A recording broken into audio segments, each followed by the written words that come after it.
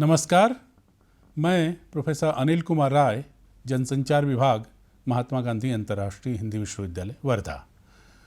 आज हम चर्चा करेंगे पत्रकारिता, सामाजिक सरोकार और स्वायत्तता विषय पर।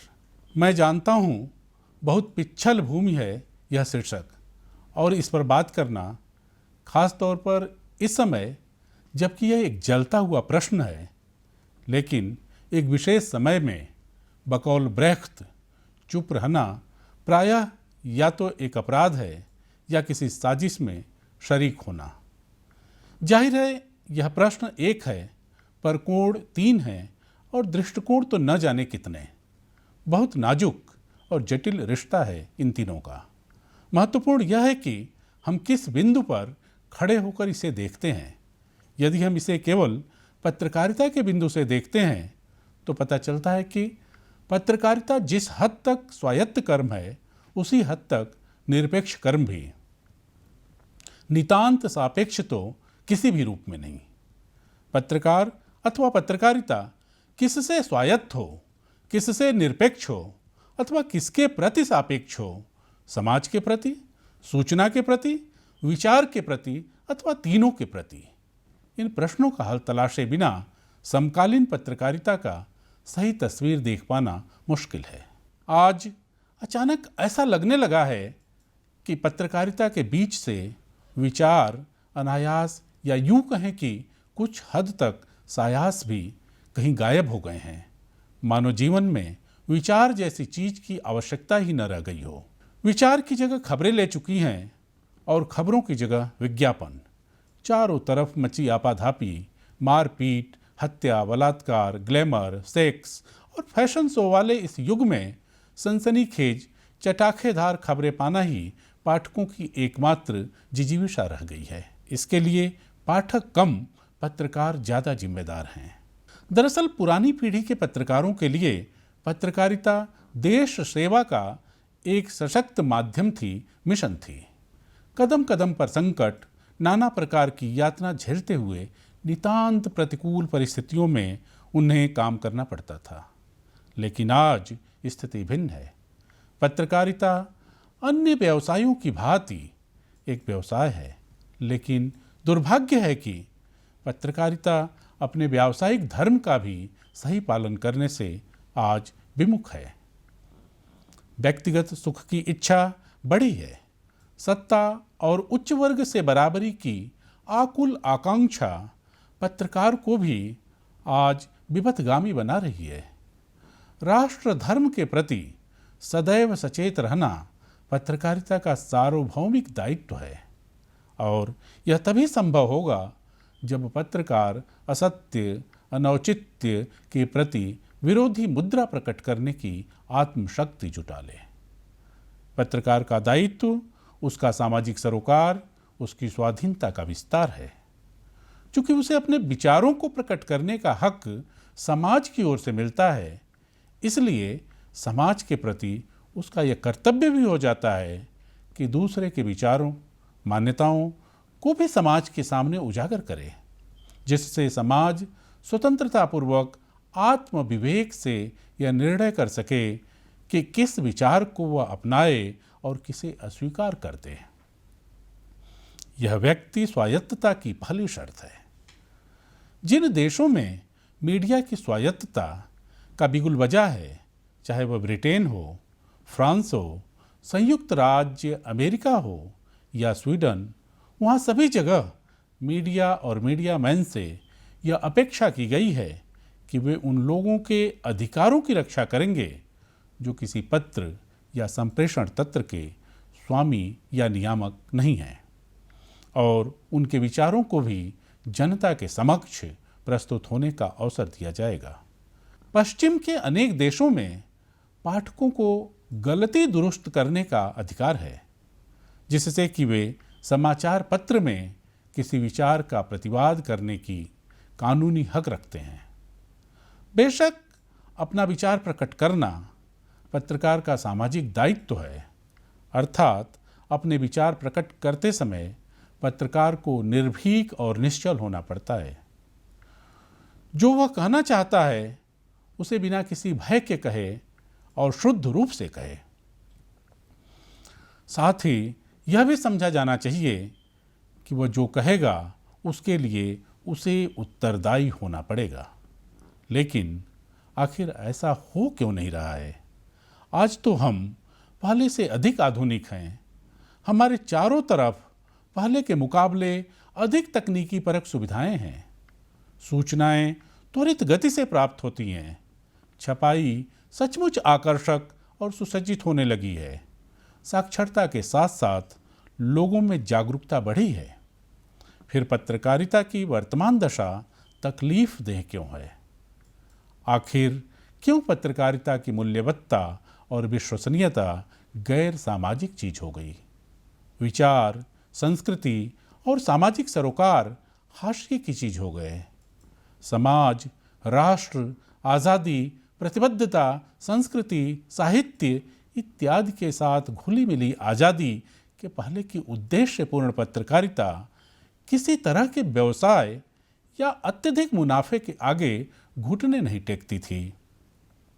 माना कि आज पत्रकारिता मिशन नहीं, व्यवसाय है। हर उत्पादन की भांति वह भी एक उत्पादन है जो बाजार की दौड़ में शामिल है। मगर इसका अभिप्राय कदापि नहीं है कि पत्रकारिता बाजार के सामने घुटने टेक कर अपने अस्तित्व को खोकर व्यावसायिकता के दौड़ में शामिल हो। आखिर व्यावसायिकता, बाजार संस्कृति अथवा उपभोक्तावाद का भी तो एक चरित्र होता है। बावजूद इसके कि इस उपभोक्ता समाज में पत्रकारिता भी एक व्यवसाय है, यह बात गले नहीं उतरती कि पत्रकारिता भी अंततः एक बाजारू माल है। यह सही है कि अन्य बाजारू चीजों की भांति अखबार या पत्रिका भी एक उपभोक्ता वस्तु है, मगर क्या अन्य बाजारू चीजों की भांति ही पत्रकारिता का भी उपभोग किया जाता है या खाया और छिलका फेंक दिया? दरअसल पत्रकारिता का प्रतिबद्धता से जन्मजात रिश्ता है। यदि आज पत्रकारिता भी बिकाऊ संस्कृति का हिस्सा है तो इसके लिए पत्रकार भी कम जिम्मेदार नहीं। वे आंखें मूंद कर मालिक, प्रकाशक, राजनेता, अफसर या अन्य वर्गों के आदेश या शर्तों को मान लेते हैं। उनकी राजसत्ता या सत्ता की राजनीति से आलोचनात्मक दूरी कम हो गई है। फलतः पत्रकारिता ज़्यादातर सत्ताधारी पार्टियों या दूसरी पार्टियों की तरफ से दिए गए वक्तव्यों का प्रस्तुतिकरण मात्र रह गई है और नैतिक मानदंड मानो चूक से गए हैं। ऐसा नहीं है कि मूल्यवत्ता का क्षरण सिर्फ पत्रकारिता में ही हुआ हो। राजनीतिक, सामाजिक, सांस्कृतिक और आर्थिक तमाम क्षेत्रों में इस तरह के क्षरण हो रहे हैं। यह सभी क्षेत्रों की चिंता का विषय है, परंतु पत्रकारिता तो पूरे समाज की अभिभावक होती है। उसे लोकतंत्र का चौथा स्तंभ कहा जाता है। वह राजनीति, संस्कृति और समाज की व्यापक और निष्पक्ष चिंता करने का दावा करती है। जब वही मूल्यों से क्षरित हो जाए तो उसकी अतिरिक्त चिंता होना स्वाभाविक है। स्वायत्तता और स्वतंत्रता व्यवस्था भी हैं और जीवन मूल्य भी। जिस समय भारतीय संविधान पारित हुआ था उस समय अभिव्यक्ति की पूर्ण स्वाधीनता दी गई थी, परंतु प्रथम प्रेस आयोग ने पत्रकारों के लिए आत्मनियंत्रण का सुझाव दिया था। दरअसल पत्रकार अपने काम में आत्मनियंत्रण रखें तो समाचार पत्र और सरकार दोनों सुरक्षित रहेंगे।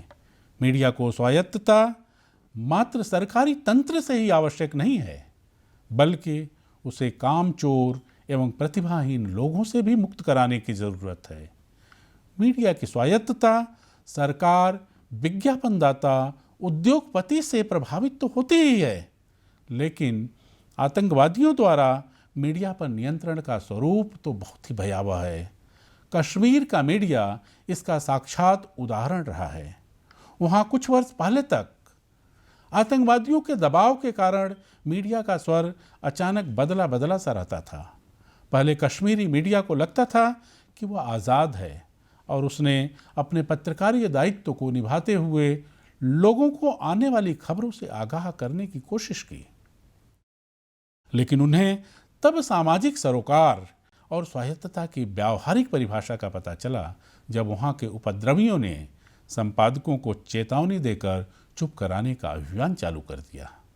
श्रीनगर टाइम्स के संपादक गुलाम मोहम्मद साफ़ी, आफताब के संपादक मोहम्मद शबान वकील, बीबीसी संवाददाता इत्यादि की उन दिनों निर्मम हत्या इसी अभियान के परिणाम रहे। आखिरकार वहाँ की मीडिया ने अपनी व्यावहारिक सीमा को समझकर बीच के रास्ते को अख्तियार कर लिया। दरअसल एक ऐसी जगह आती है जहाँ दहशत जिंदगी का यथार्थ अनुभव बन जाती है। यथार्थ अनुभव की यह दुनिया चिपचिपाई पपड़ियाई दुनिया है, जिसमें कर्म ईमानदारी का परायापन है और आदमी का आत्मनिर्वासन। स्वर्गीय कवि पत्रकार रघुवीर सहाय के शब्दों में, इस दौर में सभी लुझलुझे हैं। यह लुझलुझापन, थुलथुलापन अथवा पिलपिलापन समकालीन पत्रकारिता की प्रवृत्ति बनने लगी है। जादुई झूठ अथवा विज्ञापनी मिथक वर्तमान समाज का सच है। हमारा समाज झूठ, कृत्रिमता और मिथ्या चेतनाओं की इतनी व्यापक गिरफ्त में कभी नहीं था। विकास की नई आर्थिक गतिविधियां, राजनीतिक वितान, धर्म, विदेशी मीडिया, बड़े सूचना मीडिया घराने, सभी के मकसदों में गजब का तालमेल और एकरूपता है। कवि निराला की शैली में कहा जा सकता है, झूठ जिधर है शक्ति उधर। ऐसी सामाजिक संस्कृति में अभिशप्त पत्रकार ठीक वक्त पर ची बोल जाता है तो आश्चर्य नहीं होता, सिर्फ अफसोस होता है। अब हम चर्चा करेंगे खबरों में विश्वसनीयता का संकट। एक दौर था जब खबरें विश्वसनीयता और प्रामाणिकता का पर्याय हुआ करती थी। मुझे वे दिन भी याद हैं जब समाचार पत्र में कोई एक कॉलम का समाचार कोने में पढ़ने को मिलता था कि अमुक कारण से आज छुट्टी रहेगी। लोग उस समाचार को सरकारी गजट की तरह से विश्वास करके बेफिक्र होकर छुट्टी मना लेते थे। खबर को पढ़कर न तो कोई कार्यालय जाता था और न ही स्कूल कॉलेज। अखबार में छपा हुआ ब्रह्म वाक्य की तरह से हुआ करता था। लोग उस पर आंख मूंद कर विश्वास कर लेते थे। और एक दौर आज का है जब खबरों में विश्वसनीयता का संकट पर चर्चा कर रहे हैं। होना इसके उलट चाहिए था, क्योंकि आज तकनीकी विकास और समाचारों की सत्यता को खोजने के अनेक त्वरित प्लेटफॉर्म उपलब्ध हैं। खबरों को परोसने के तमाम साधन और उनमें घनघोर प्रतिस्पर्धा बढ़ी है। ऐसे में समाचारों की सत्यता की अनदेखी करना तथा उसकी विश्वसनीयता से छेड़छाड़ करना बेहद खतरनाक और अफसोसजनक है। दरअसल एक समय था जब पत्रकारिता करना तनी रस्सी पर चलने जैसा था। बिना गिरे रस्सी पर चलकर पार पा लिया तो साख बचेगी, वरना संतुलन बिगड़ते ही लोग उसकी तरफ बेचारगी से देखने लगेंगे और मुंह फेर कर चल देंगे। पत्रकार को भी अपनी साख को बचाए रखने के लिए check, recheck, verify, cross verify का सहारा लेना पड़ता था। लेकिन आज फटाफट के दौर में चेक, रीचेक करने के लिए फुर्सत ही नहीं। चिपकाओ और आगे बढ़ो। लेकिन यहाँ तक भी गनीमत था। आज सोशल मीडिया के दौर में बहुत कुछ अनसोशल सा हो गया है और इस अनसोशल को व्यावसायिकता के मुखौटे से ढककर सब कुछ चलता है कि तर्ज पर भाई लोग बेशर्मी से मुस्कुरा रहे हैं। बेशक आज खबर की अवधारणा को विस्तार मिला है। 5W1H से बाहर निकल गया है समाचार। मुख्य धारा की मीडिया में जो कुछ छप रहा है या चल रहा है, उससे परे सोशल मीडिया के तमाम प्लेटफॉर्म जैसे ट्विटर, फेसबुक, व्हाट्सएप के अलावा इंटरनेट आधारित पोर्टल पर भी जो कुछ भी आ रहा है वह खबर है। यह अलग बात है कि वह प्रायः सत्य से परे भ्रम फैलाने वाला गप्पबाजी किसी को फायदा तो किसी को नुकसान करने की दृष्टि से तैयार किया जाता है। दुर्भाग्य ही है कि कभी कभी मुख्य धारा की मीडिया भी इन प्लेटफॉर्म को अपने समाचार का स्रोत बना लेती है और थोड़ी देर बाद विश्वसनीयता के संकट में फंस जाती है। खबरों में विश्वसनीयता के संकट का पड़ताल करने के लिए उसकी परंपरा और पृष्ठभूमि को समझना जरूरी है। कम समय में इसे yellow journalism, paid news, fake news, deep fake news के माध्यम से समझा जा सकता है। एक समय था जब पत्रकारिता में एलो जर्नलिज्म की अवधारणा को अभिशाप की तरह से देखा जाता था। निजी लाभ अथवा दूसरे को ब्लैकमेल करने के लिए पीत पत्रकारिता करने वाले को पत्रकार बिरादरी में कलंक की तरह से देखा जाता था। लेकिन एलो जर्नलिज्म को एक प्रवृत्ति की तरह से देखा गया। उससे खबरों की विश्वसनीयता के सामने संकट नहीं उत्पन्न हुआ। कुछ वर्ष पूर्व जब पेड न्यूज का मीडिया में बवंडर आया तो मीडिया मजबूत पेड़ की तरह झुककर अपनी साख बचा ली। पेड न्यूज का विशेष संदर्भ रहा है। चुनाव के दौरान उम्मीदवार धन से सौदा करके अपने पक्ष में जनमत दिखाने के लिए खबरों को बढ़ा चढ़ाकर छपवाने का प्रयास करने लगे। उम्मीदवारों ने मीडिया से सौदा किया या मीडिया ने उम्मीदवारों से मोलभाव किया, यह जांच और बहस का विषय है। लेकिन पेड न्यूज की प्रवृत्ति से भी मीडिया कलंकित हुई, उसकी साख को धक्का लगा। लेकिन आज मीडिया के सबसे खतरनाक दौर की चर्चा कर रहे हैं हम। दूध में पानी है या पानी में दूध, समझना मुश्किल सा हो गया है। किसी अखबार में अथवा टीवी समाचार चैनल पर यदि कोई बड़ी खबर आ रही है तो हम खबर को देखकर चौंकते नहीं हैं, बल्कि पत्रकारिता के फार्मूले से ही पाठक या दर्शक उस खबर को उलटी दृष्टि से देखता है।